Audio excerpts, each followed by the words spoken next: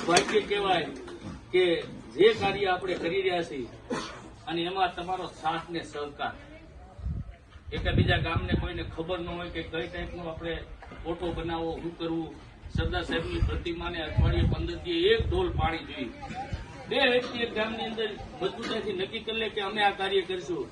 એને આગળ કીધું ને સાહેબે કે કાર્ય એને નિવેદ નથી માંગ્યા કે આપણા હુરાપુરા એમ કે મોઢું વાપું કરી નાખી હમણાં નિવેદ નહીં કરતો. મારી એમ કે લાજુ કાઢવાની અને કાર્ય માંગ્યું નથી. મને બાપુ એકવાર દુઃખ થયેલું. મેં પહેલી વાર જયારે શરૂ કર્યું હતું 2-3 ગામથી મને એવા જવાબ મળેલા કે અમારા ગામની અંદર જગ્યા નથી. ત્યારે મને બહુ દુઃખ થયું કે આને લાયક નથી, આને આઝાદીને લાયક નથી આ ગામ વાળા કે જેની ગામની અંદર 3x3 ની સરદાર માટે જગ્યા ન હોય કે એને દેશ આખો એક દઈ દીધો.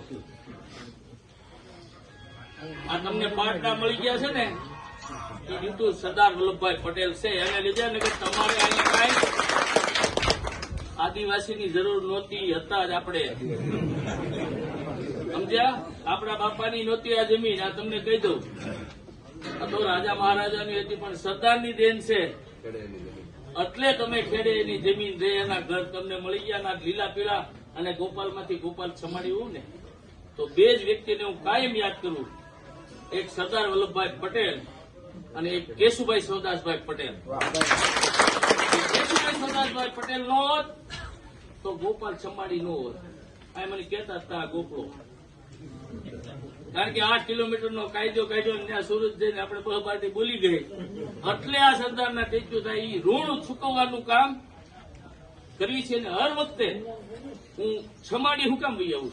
ઘણા એમ થતું છે કે રાજકારણ કરવાનું, એકવાર ભૂલ કરી ગયો નહીં કરું કરે.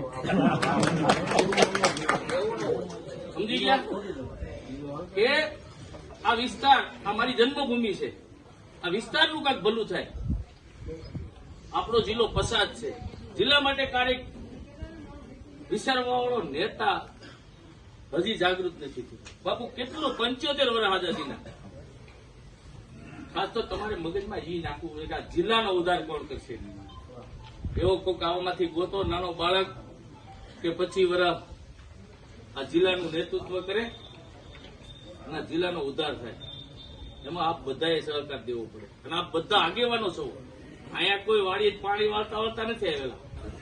કોઈ સરપંચ હશો, કોઈ ગામના આગેવાનો હશો, જિલ્લાના તાલુકાના બધા, તો બધા ભેગા મળીને એવું કાંઈક વિચારો કે જિલ્લાનો ઉદ્ધાર થાય, પછી ગુજરાતનો થાય, પછી દેશનો થાય. એટલે આપ સૌ વધાર્યા અને વધારે કહેવાય ગયું. મારો સ્વભાવ છે ને સાહેબ જોડે થોડુંક કડવો, એટલે હું ધડાધડ કહી દઉં. આજ તો નથી બોલ્યો એટલું બધું, ગમે એમ કહી દઉં. આખી લેવાના. હમણાં જ મેં કીધું તું ભૂરીખ્યા શને મિલનમાં સ્ટેજ ઉપર બધા ધારાસભ્ય બધા બેઠા હતા, સંસદ નારાયણભાઈ દિલીપભાઈ હતા. મેં કીધું કે તમે નવા ગોતવા નીકળ્યા છો ને, બોલા જૂના ભૂલાઈ ન જાય. એ બોલા ટાણું આવશે ને તે બોલા નવા તમારે હારે નહીં, જૂના વૈયા જાય. એટલે અહીંયા અત્યારે રીંગણા ને ભાવે ધારાસભ્ય રખડે. પછી રોડ ઉપર નીકળી અને પકડા સાધતો એને ફોટો પડીને ફેસબુક પર મેકો. આપણે કોઈ બોલાવતું નથી. એટલે રાજકીય માણસ કાળુભાઈ ને હિંમતભાઈ ને બધા છે એને હોય કહી દો ખુરશી તમારા માટે થોડાક દીની હોય. એટલે ભૂલી ન જવાય. કારણ કે 2017 માં મેં કીધું અમને દિલીપભાઈ બધા રંગોળિયા કર્યા હતા. એટલે તમે વેમમાં નહીં રહેતા કે આ ખુરશી મળી ગઈ. એટલે કાળુભાઈ સીધું શું કીધું હો, મેં કીધું 2.5 વર્ષ જોયો વેમ નહીં રાખતો.